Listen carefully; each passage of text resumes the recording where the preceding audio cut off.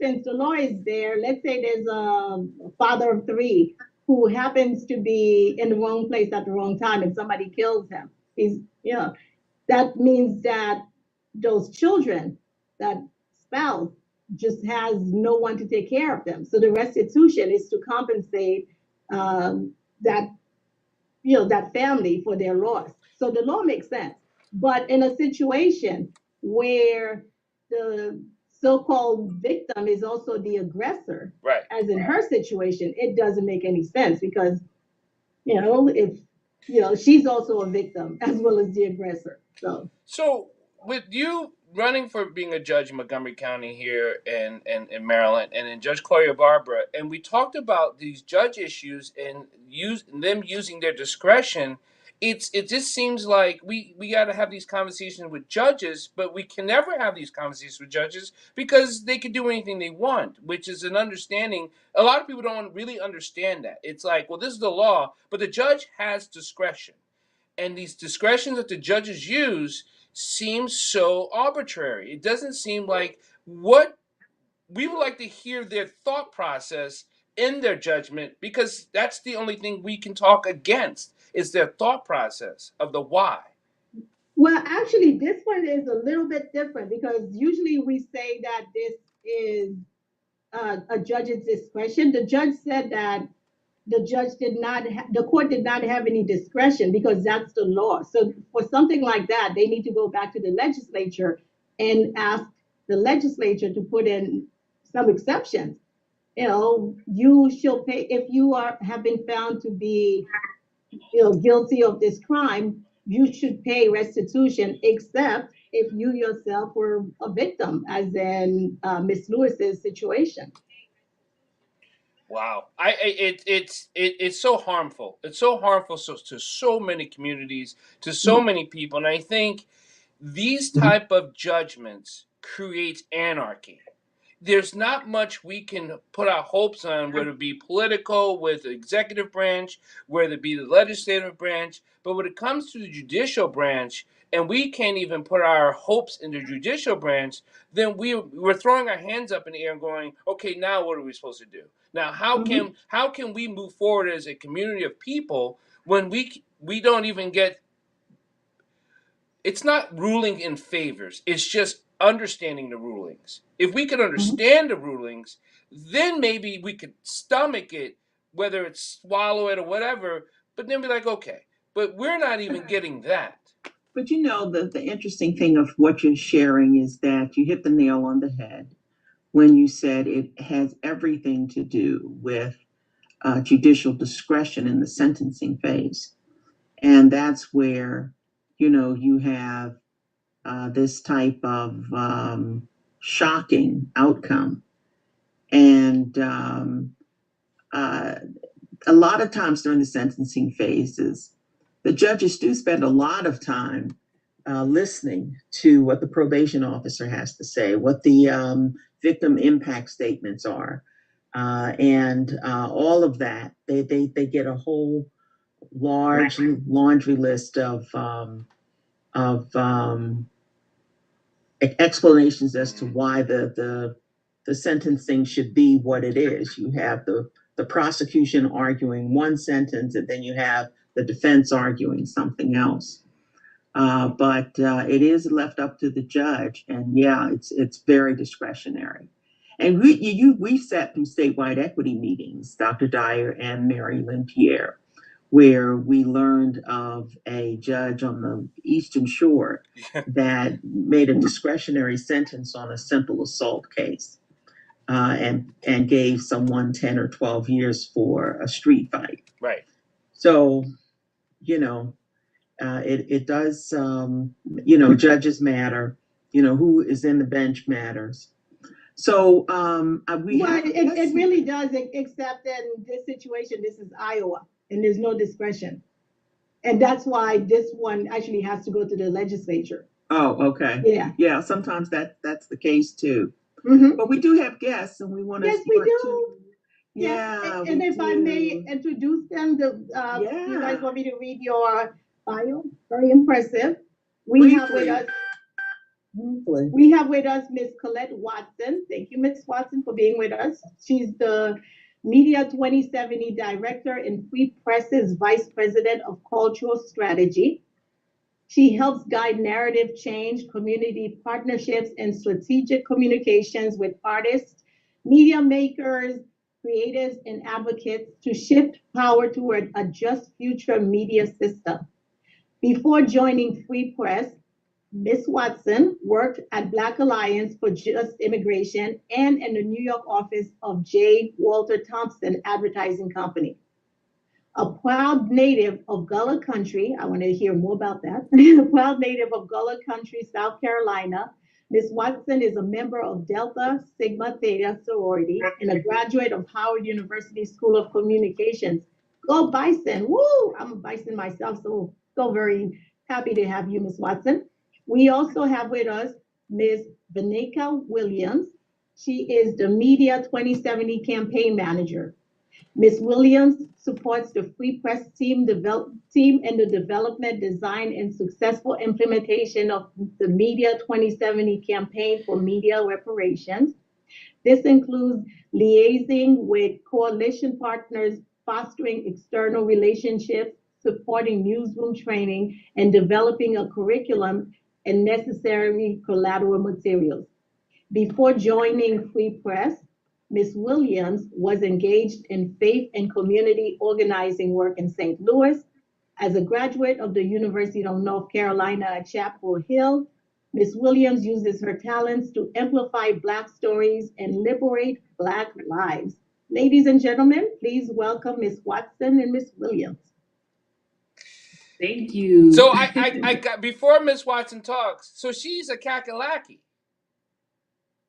Right? That's right. That's right. South Carolina, born and raised. Yes.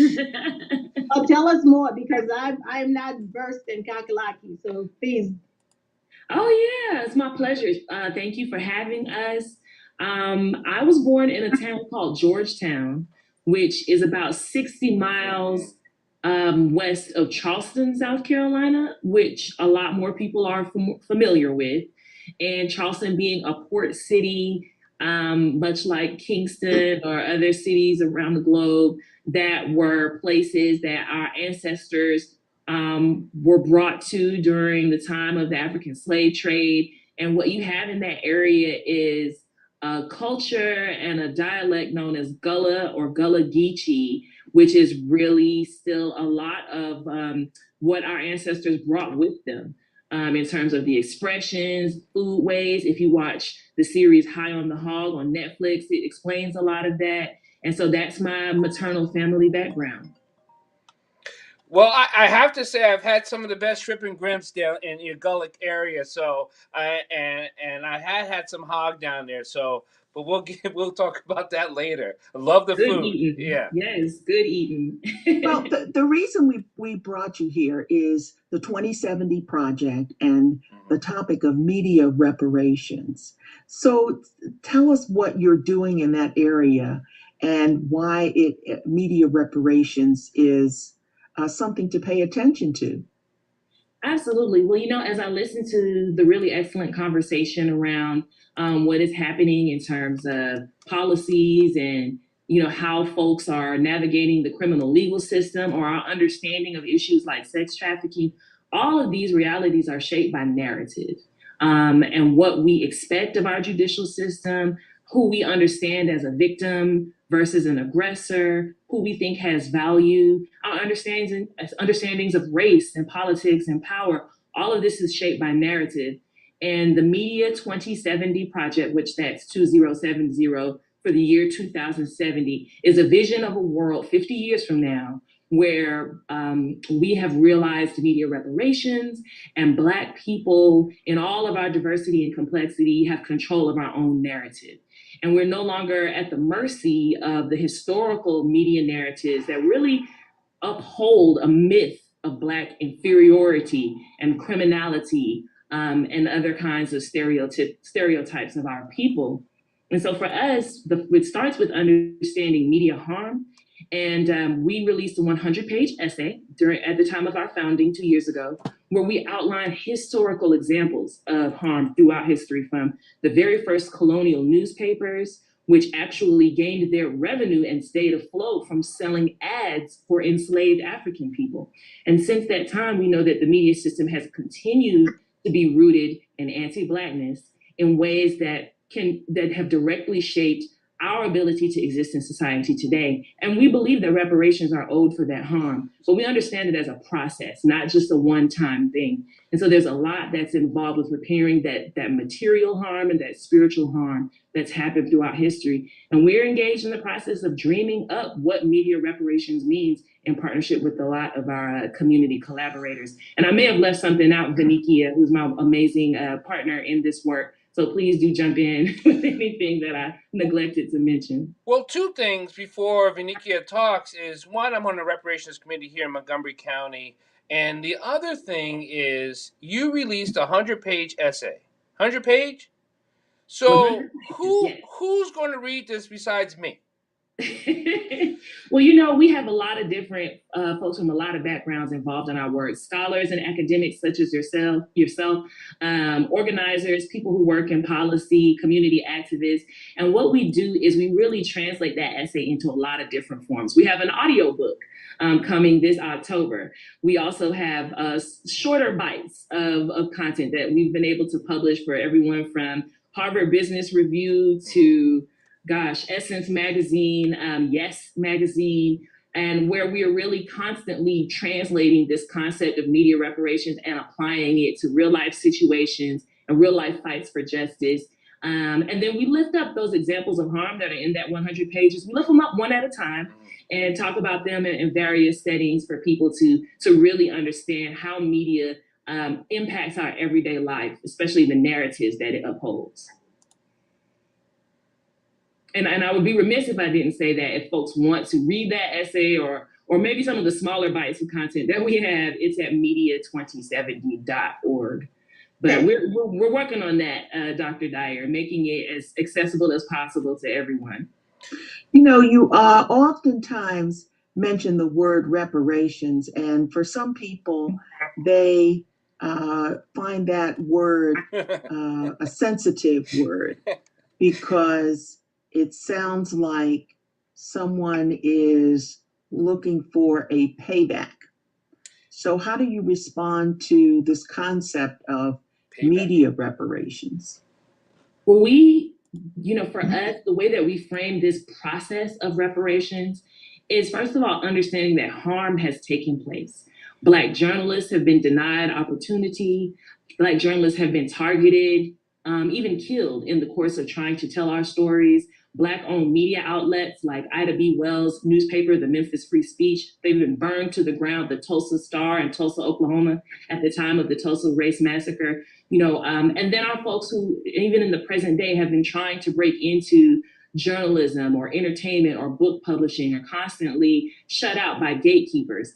And we understand that right now, less than 5% of full power TV stations are Black-owned, less than 1% of radio stations. Just the list goes on and on and on. But what all of this constitutes is harm to our folks. The lack of seeing ourselves reflected in ways that have nuance and truth and context. And so we understand that where there's harm, then the antithesis of harm is care. So it's not just about writing a check, though we understand that there is material recompense that must take place. But it's also about having a sense of the fullness of Black humanity and media organizations recognizing that. But our specialist in that concept and that framework of care is Vanikia. So I definitely want to let you get in here. Oh, no, thank you. You framed this all so beautifully. That essay that was referenced, not only does it chronicle years of harm done towards and anti-Black racism done towards our communities, it also speaks of resistance. There have been people who have been fighting the good fight for a long while, and it's a call to continue that fight, to pick up that fight, saying, I'm not asking for what isn't mine.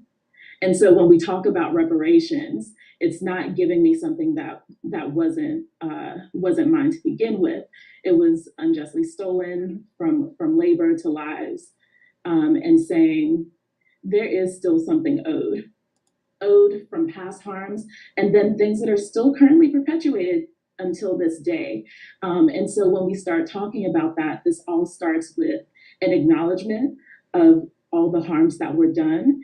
And there has to be then some reckoning that's done. And people don't necessarily get to that phase of reckoning within this work, which is what we're calling a lot of folks to do before they even get to implementing and instituting systems of support and true care for what our communities need. Well, here is I'd like to drop the video that you all shared with me at this time, if that's okay. Absolutely.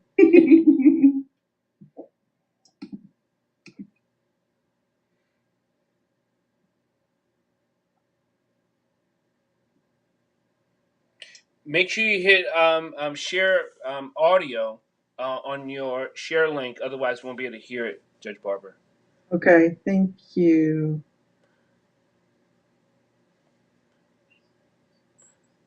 Do you all see this?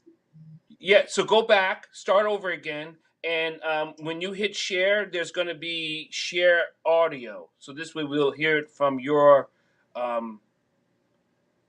Yeah, stop share, hit on stop share. Hit stop share, and then go back to share, and then on the bottom left, you'll see share audio. Okay. You got to click that. Thank you. You're welcome. Thank you. Look at Marilyn. We learn from each other. Yeah, Marilyn's getting all like tech savvy. She's gonna open up a tech company. Because I learned from you. Usually social media. I would prefer to go on to different apps, mostly Black apps for us. Do you trust news? Nope.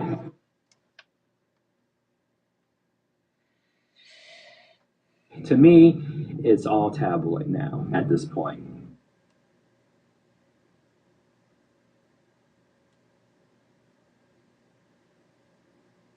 The stories that they show, it's not stories of us. It's mostly, non-melanated people that I see.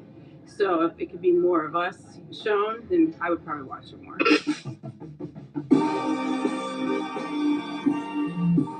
I'm Elizabeth Montgomery, and I'm a journalist. I define journalism as the community. It's a business, yes. It's part of corporations, but it's really the community. We're telling the community stories. I am born and raised in Atlanta. My dad actually was the journalist that I looked up to growing up. He worked at newsrooms all across Atlanta, and I grew up in those newsrooms. I was kicked out of my house at 18, and journalism was the one thing that I knew I could do. And I landed an internship at the Atlanta Voice newspaper, and I worked there while I lived in my car. I got paid $25 a week to transcribe interviews. I got to write a couple interviews too at the Atlanta Voice. That's a Black newspaper. It's the Black press of Atlanta.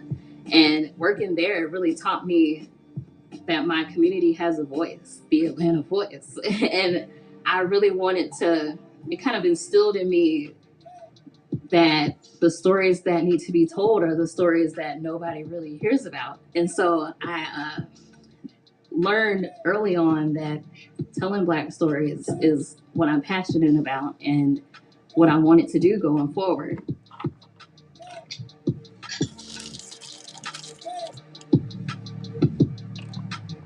I didn't go in wanting to be the person to highlight the Black community or highlight communities that are underrepresented. I went in just wanting to get a job in journalism and just be an awesome journalist.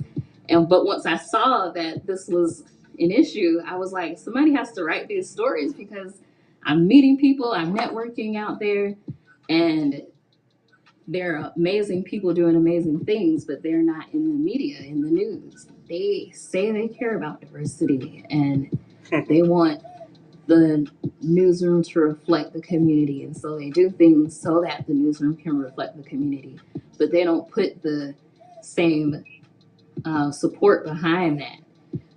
It's kind of like, yeah, let's agree to this, but we're not going to actually help this happen. We're going to hire a bunch of people and not pay them as they should be getting paid. The Leavers survey, it was a survey of 101 respondents.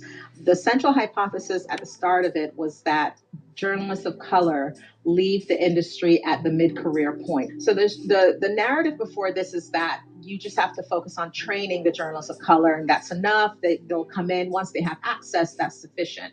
And what this survey shows is that that's actually not where the problem is.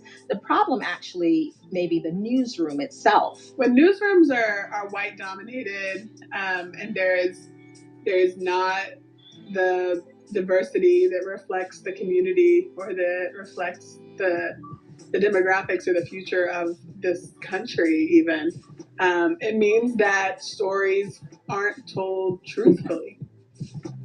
There was a position that was open and I went for it. I asked, hey, can I do this? I think I would be great as arts and culture reporter. This is what I'm passionate about. I love writing. We've seen in the past how my stories do. And it took a while, but eventually they moved me into that position. I couldn't pay my rent. I couldn't buy groceries. At the same time, it was either rent or groceries. For that to be my life as a journalist who had been reporting for over a decade, who got into journalism in 2006, it was just mind-blowing to me that I don't even make enough to afford food at this point. Like, I'm not homeless, but I still can't eat.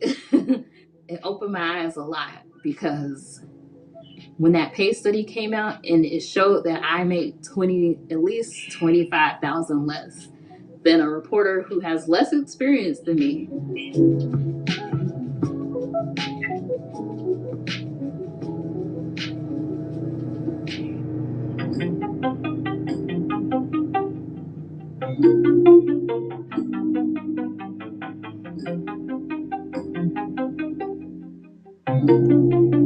Going back to the Reagan years in the 1980s, through the Clinton years and the 1996 Telecom Act, which removed a lot of the limits on media ownership and the rules that were in place to ensure that local media was held in local hands.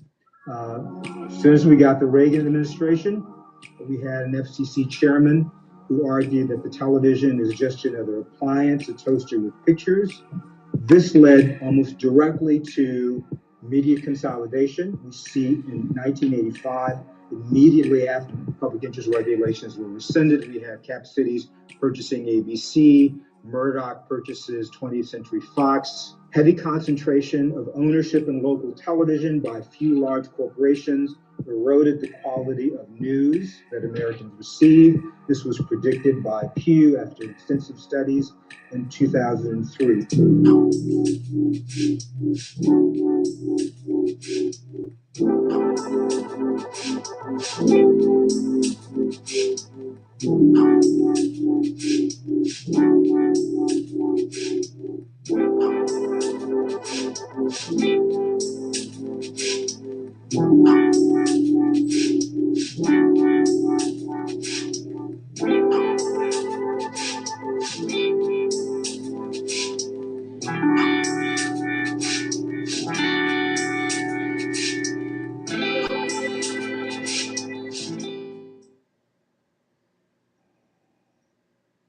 It is no wonder that Black Americans and Latino Americans are going increasingly to social media to try to get information about what's going on in their community, what's happening with things that they care about in their lives.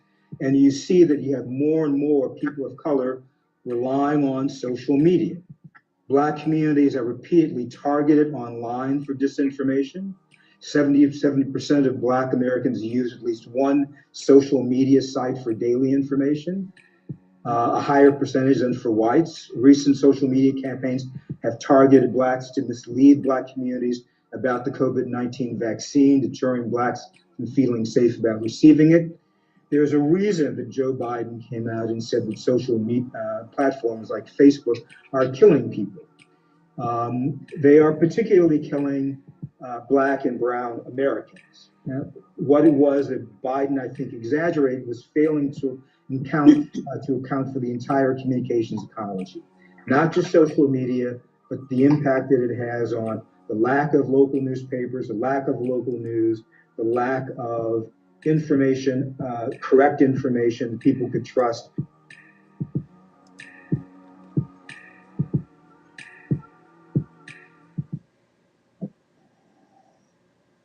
Indiscernible means that you are not seen, and Black people in Arizona have never been seen as migrants or refugees. And so we don't get the same empathy, the same support, the same considerations as other migrants or refugees. And certainly, Black people were recruited in the 1930s to come to Arizona and do migrant work.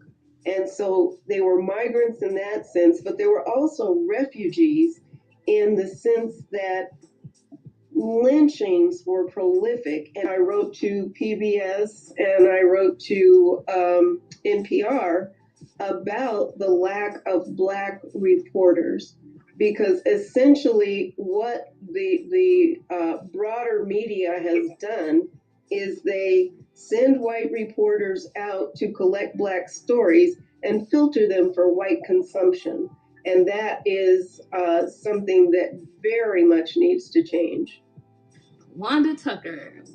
I'll never forget that interview because I pulled over on the side of the road to cry because she went to Angola to basically retrace her ancestors' footsteps. They were some of the first slaves that were brought to America. And she lives in Phoenix. And USA Today was doing a big network-wide story about her. But her being in Phoenix, I was the one who was able to, talk to her and hear her story for a long time. What happened when she was in Angola and, what it's like being back in Phoenix. And I wrote about that conversation. That story ran on the front page of the Arizona Republic. I didn't feel valued at all. You're calling on me to write these stories. I'm writing a whole bunch of things that's not even part of my job. I'm making you look real good out here in the streets, but you don't value me enough to pay me what I deserve. You don't value me enough to pay me at least the same as someone with less experience than me. Why am I getting paid $25,000 less than someone who just got out of college? So we started in late 2019, but we were really small and just kind of figuring it out. And then COVID hit, and we closed our doors and weren't really sure how we were going to survive, how we were going to make it. Liz wrote a story about us and about us being the only Black-owned bookstore in Arizona, which I don't even think we realized at the time. The boost that we needed that carried us from then, which was May of 2020, all the way until now. It was, sometimes hundreds of orders a day. But none of that would have been possible without, one, like I said, Black women, but definitely Liz being an integral part in that story. I got so much praise from the community, but my job was like, you're not a good writer. They put me on, almost wrote me up because they said I wasn't a good writer. In every meeting, it was gonna be a situation where we talked about me in a negative way. It was just terrible. I don't even have the words still.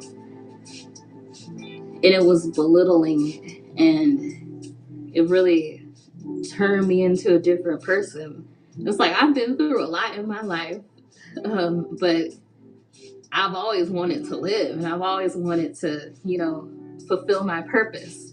But at that paper, it was just like, what is my purpose? They don't value me. They're underpaying me. I see it clear as day.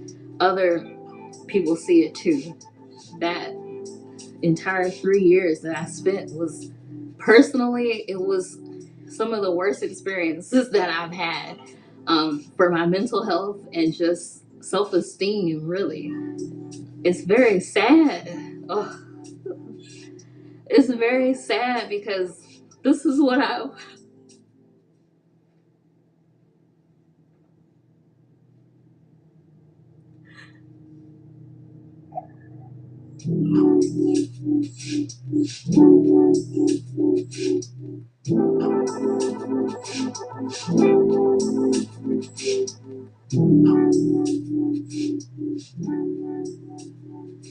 In less than a year, roughly 31 journalists have left the Arizona Republic, and roughly 70% of those have been women or people of color. They would much rather cycle people of color in and out of the newsroom at bargain basement salaries and see how long they can keep them than to actually invest in keeping people of color.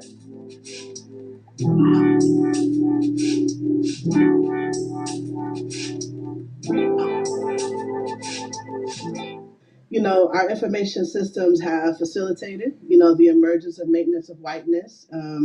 As part of that economic growth and capitalism, they've profited, at an extreme rate from these systems and these relations of power.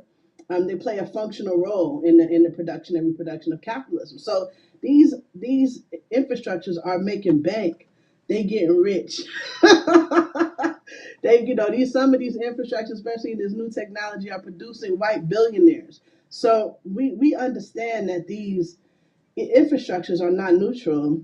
We recognize that media reparation, they're not only about recouping for past injury, they're also about transforming the current relations of extractive and exploitative power relations, if that makes sense. And they require some specific corrective actions, not just to correct the past, but to prevent the continuation of these practices in the future.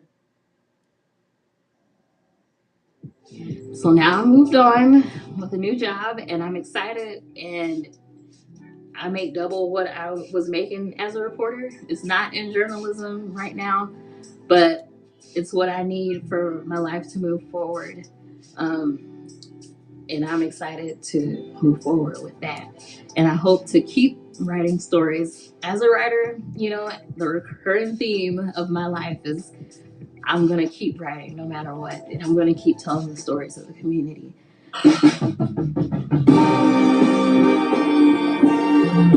I'm going to stop it right there and turn it back over to our audience for feedback and the key takeaways that you may have from watching that presentation. It's pissed off. We should be pissed. We should be highly inflamed. What other word can I use on this? You know what? I started this platform. If you be the judge, I asked Judge Claudia Barber and Marilyn to come on to do this show every Wednesday. I started my platform of iHeart and Apple Tunes now going on 5 years. I've been doing me because I felt the same way. This is information I've always known. I want to get our story out there, right? And get good stories out there and talk to real people doing amazing things in our community, but in many communities. So it's not, and I'm not the only one that's done it, because like one of the things I was working with a publishing company out of New York, and I'm like, you know what, I'm going to just do this myself. So I started my own, YouTube channel and things like that. And of course, like they said, social media. But I've always been upset with the melanin people who have not supported our own media. That troubles me. And without naming names, and everybody knows names of black woman who's made billions, who's not supported black media. Mm-hmm. Do I have to name her name? Does anyone can figure her out? I mean, well, as I shared with Colette, it started with an O and all this other stuff. Well, as I was sharing with Colette some time ago, The question of media reparations, to me, seems to focus on Elizabeth's story and the fact that Yes. again that newspaper got away with that. And they will. Repeatedly. And here's the thing. Let's say we raise the flag, right? I'm not marching the damn thing again. Marching, we got to do better at, running up and down the damn street, right? We got to do better with legislation. But here's the thing. We have 46, close to 48 million Black African Americans in this country, and we still don't support each other. And we still don't have the information. And I made the slight comical joke, who's going to read that? Because a lot of modern day Blacks don't know our history. They don't read the stories, so they don't support stuff. They barely come out and vote. And now we want to get them to support. We're like burning, we have candles burning everywhere.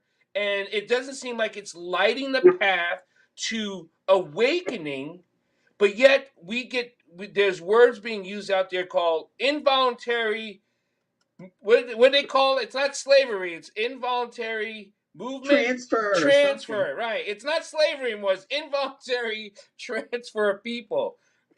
But that story gets put out there, but our story doesn't get told. Well, the good thing about the clip is that it's enlightening. Yes. Because a lot of people do not understand newspaper salaries. And they don't understand how Gannett was doing what they were doing. And the fact that they own so many newspapers. The good thing about it is that she shared that story about the bookstore, the Black bookstore in Arizona, and it helped his business tremendously. And I was so impressed and drawn in by just that piece of information. Now, when I go back to Arizona, I got to look for his bookstore and make sure I stop by. But that's the type of information that mainstream media probably would never told me. And the fact that it appeared that she was working on the story, she did the story, and I was really feeling for her when she said that people in the newsroom or whatever were saying negative things about her and making her feel down and making her feel useless and not valued. So that's something did you see that picture? Because she didn't even have to say that. When you look at the picture of them in the newsroom, and they're all bunched in together, she's like on the side. Yeah. You could basically just cut her out of the picture. Nobody would notice that she was there. So I didn't mean to interrupt you, Judge Barber. But no. That's a whole lot about what was going on in there. Okay, ladies, give us some solutions. Well, one thing I think that is important for us to realize is that our folks are hurting. Our folks in newsrooms, our folks in community, we are holding generations of trauma.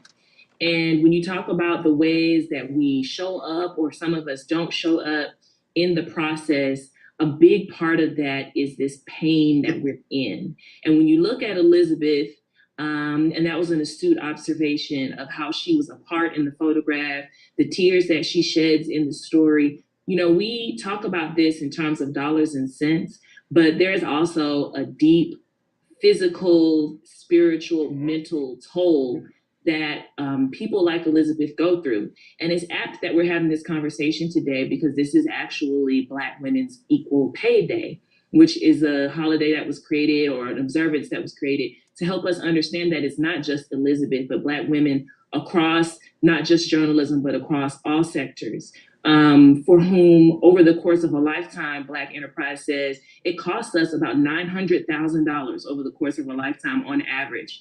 That is the cost of unequal pay. And when you think about that, means that is the stress of trying to make ends meet. Most Black women are breadwinners for some level of family, whether it be sending money back home or taking care of our children or our grandchildren, caring for partners. this is, so when you're talking about Black women being underpaid, that is taking a toll not only on that particular individual, but all of the people who may depend on her to some degree.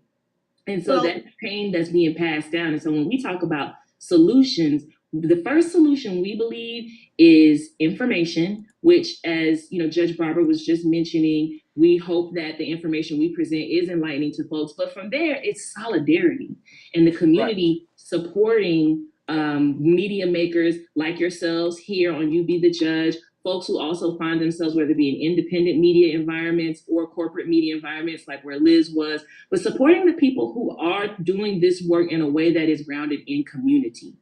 Because we know that there are some folks who maybe, share our identity, but are not connected to community, to your point from earlier, Dr. Dyer. But when folks are getting it right and doing that reporting that's needed and holding powerful institutions accountable, we can show up and we can support them. We can click, we can subscribe, and do the things that help to keep them in that position. And when they are being treated unfairly, we can show up. And then also we believe that the solidarity amongst Black media makers who do care about community and being grounded in liberation, that solidarity within those newsrooms or within those communities, that is important also. I'll stop there. I think that's the first and biggest solution, though, that we offer is for people to be informed about what's happening and to band together to demand that these corporations and that the government, which creates the policies that shapes the media system, do better and engage in direct repair of these harms. And when we get together and lift our voice in a collective way, we can't be ignored. But right now, too many of us look at the media as just a reflection of society, some kind of neutral observer. It's not, it's a system of harm. I blame Jet Magazine. Okay. Whoa. Why don't you go with Ebony while you're at it? I do. I blame Jet. I blame Ebony. I blame them. I do. Black Enterprise. I would just like to say something. Go ahead, Bernadette. Go ahead. Okay, bye. Hi, everyone. I haven't seen you all in weeks, and thank you so much for this presentation. But no, you can't blame JetMag. You have to blame capitalism. That's Jet Magazine. I'm blaming Jet. Because Jet Magazine has been caught up in a system where the companies do not believe that they will earn a profit from informing the population. I get it. So they should have pushed against it and they should have started letting us know in the 80s, 70s, but they didn't. They held off and they tried to assimilate, and then they got their ass caught up and jammed out. So I blame Jet. Okay. Well, say something as well.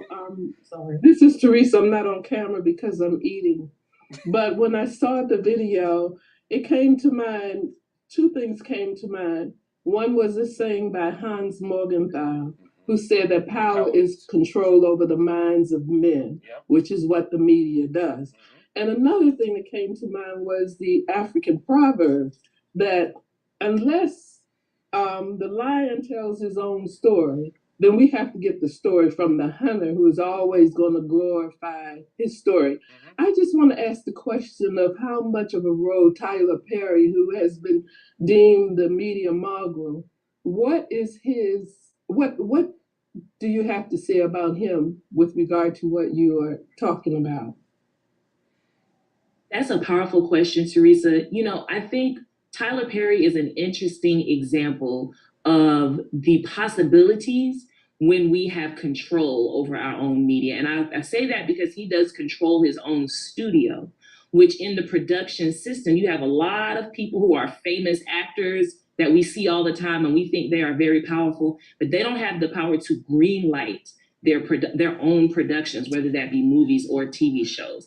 Tyler Perry can conceive of an idea for a show and control it from ideation through production out into distribution, because he owns his own studio. But if we don't agree with Tyler's viewpoints and his storytelling, that's okay. That's something separate. But he has shown us that there is an ability that when you own your own production studio, that there is a greater measure of control. The reason that I'm not going to get into whether or not I agree with Tyler Perry is because I know that we are right now fighting for crumbs as Black creators and producers. And that is why for Media 2070, the reparations frame is our basis, because so much media wealth has been stolen. When you go back even to the very first FCC licenses for broadcasting, those were distributed during the time of Jim Crow segregation. So the first TV and radio broadcasting licenses, which were given out freely because public airwaves are public property owned by all of us, we pay those good taxes, right? That property was given out freely to white men only in the 1920s and 30s. And so CBS, NBC, ABC are now these multinational conglomerates, as we showed in the picture. And so that media wealth has been stolen and built exponentially. So we understand that if Black creators had the abundant media wealth that has been stolen, and if we were resourced properly and not fighting and clawing our way into the media ecosystem, there would be so many more Tyler Perrys with so many more different viewpoints reflecting Black women and Black immigrants and Black queer and trans folks and Black youth and Black elders, so many different types of voices that we don't get to hear, whereas there's a plethora of white stories. But for folks of color, religious minorities, all the people within Blackness, we are right now fighting for crumbs and arguing over the one or two examples of Black people who have media control, when there should be so many different Black folks controlling our narratives that it doesn't even occur to us that there's only one way of being. Great points. I appreciate your presence here today and enlightening us a lot on media reparations, the whole concept of the 2070 media project. It has really been, again, enlightening to the audience as to what struggles also, newspaper writers and journalists are experiencing in the newsroom. This clipping apparently was done I saw 2019, but I was also intrigued by the beginning when the question was asked, do you trust the media?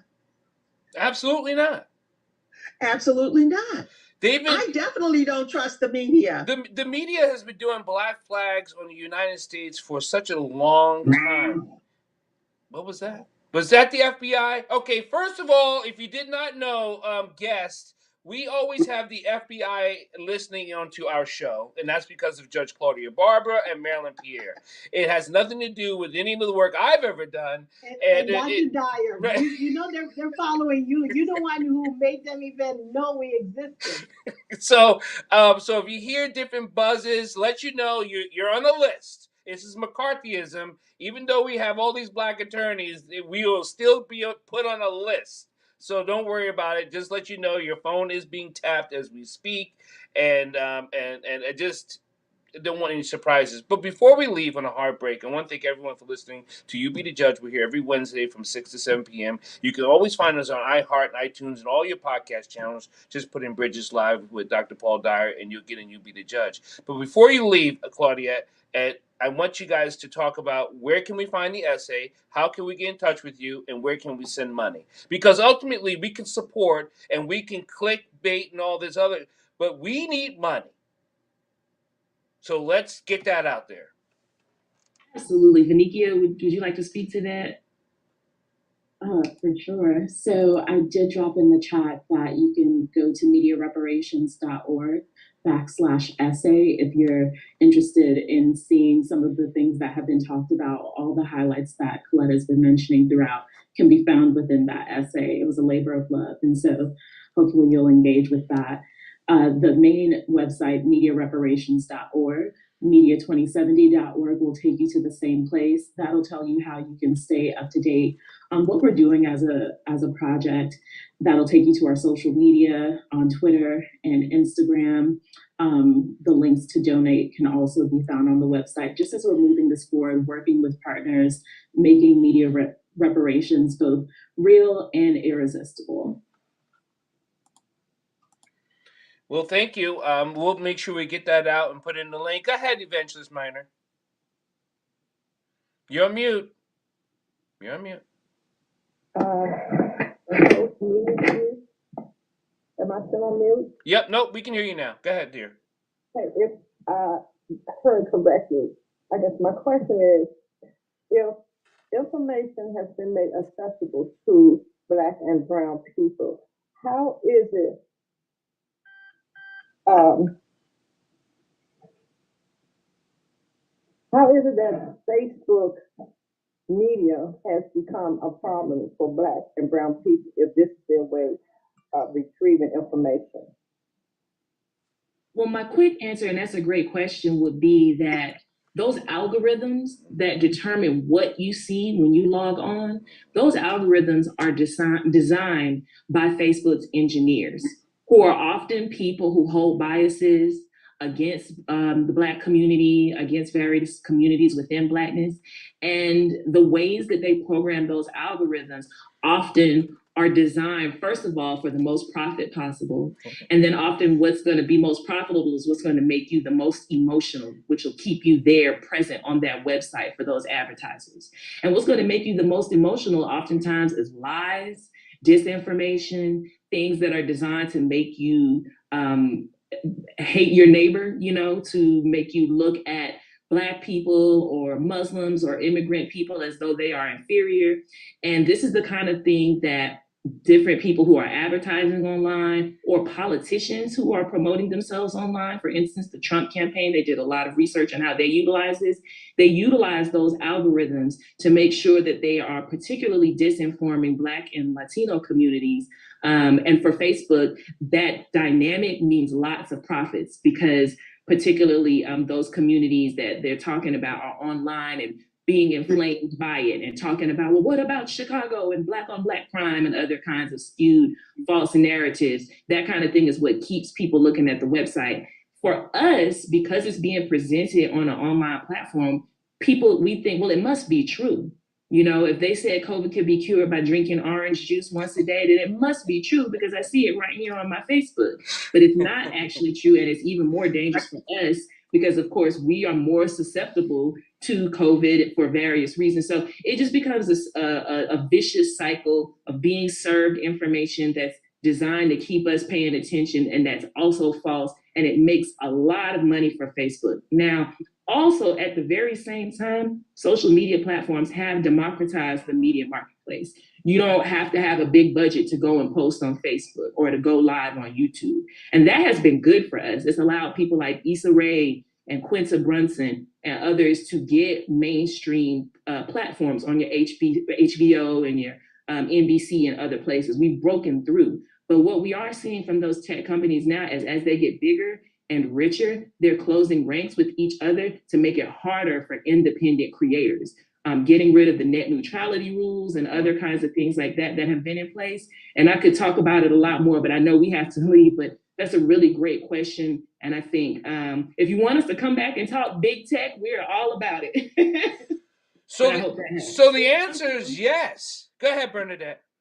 I was just wondering whether there was time for one more question. Well, we can see, when I own the own thing, I can do anything I want, right? I just don't want to take up as much time because exactly. Because the thing is, people are short-minded. The clicks out there, the drops, they'll listen to it later. So we can go. We're definitely going to have these ladies back on. So ask the question, Bernadette. Because I don't want to be sued by you anyway. No. Well, I wanted to ask you, how are you using the media to promote the work of Media 2070? It's interesting. Someone mentioned earlier how reparations as a topic, I think Judge Barber mentioned, for a lot of people, it's a non-starter. They don't like that word even. And so for us, we have found definitely that some of our friends in media shy away from speaking about our project because of the fact that we are explicit about reparations. But there are some brave and courageous souls like yourselves, especially independent media makers, who have helped us to spread the word, and some folks within some of we call it dominant media or corporate media newsrooms, who have helped us to spread the word too. We have partners at News One. I mentioned Essence earlier. Prism is a great newsroom that has covered our work, and a variety of others.